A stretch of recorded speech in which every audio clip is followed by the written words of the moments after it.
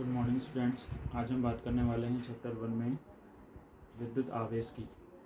Chapter 1 जो हमारा चल रहा था, हमने अभी लास्ट 2 वीडियो में प्रस्तावना की बात की है। हम उसके आगे थोड़ा और आगे बढ़ते हैं।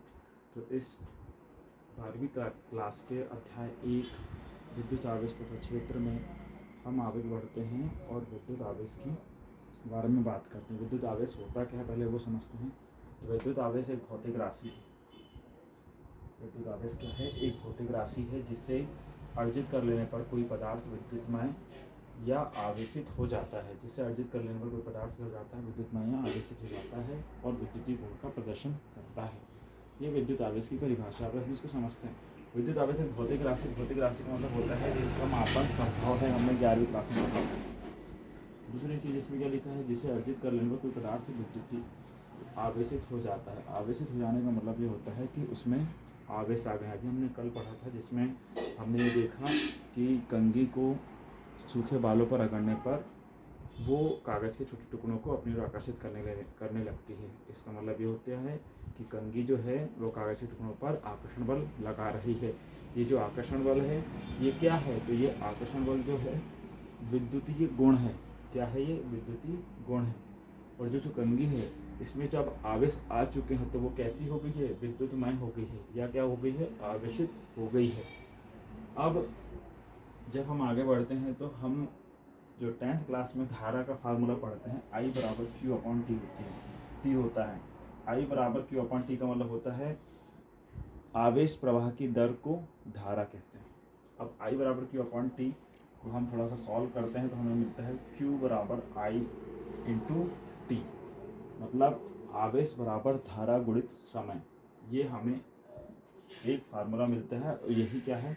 विद्युत आवेश का फार्मूला है। आप इसे इसी तरह से ध्यान रखेंगे। इसके बाद हम चलते हैं आगे। विद्युत आवेश एक अदिश राशि है। अदिश राशि वो होती है जिसमें क्या होता है? परिमाण तो होता है परंतु उसकी जो दिशा होती है वो दिशा नहीं होती है। ठीक है, तो ये जो क्यूब होता है ये अदिश राशि होता है। अब आगे बढ़ते हैं। इसका एसआई मात्रक जो होता है वो कूलाम होता है। किसका? आवेश का एसआई मात्रक जो होता है वो होता है कूलाम। इसका संकेत ये सी है। इसका विमीय सूत्र जो है वो ये लिखा है m0L0T इंटू ए लिखा हुआ है। अब यहाँ पर देखने वाली बात ये है कि ये जो T और A हैं इनकी जो पावर्स हैं वो कितनी है? एक है। और m की पावर 0 है और l की पावर कितनी है? 0 है। अब इसको यहाँ से समझते हैं कि Q बराबर I इंटू टी। तो I जो है उसका जो विमीय सूत्र में लिखने का जो सिंबल है वो है A, ठीक। और जो T है उसका कैपिटल T है। बाकी इसमें मास भी 0 है और लेंथ भी 0 है। इसलिए हमने ये जो विमीय सूत्र बनाया इसमें 2 सिंबल यूज़ करे हैं, मतलब 4 सिंबल यूज़ करे हैं, पर 2 की पावर कैसी है? 0 है। मास भी 0 है, लेंथ भी 0 है और T की वजह से इसमें यहाँ स्मॉल टी, तो उसका सिंबल विमीय सूत्र में क्या होता है? कैपिटल T होता है और I का होता है कैपिटल A। ये यहाँ तक हो गया।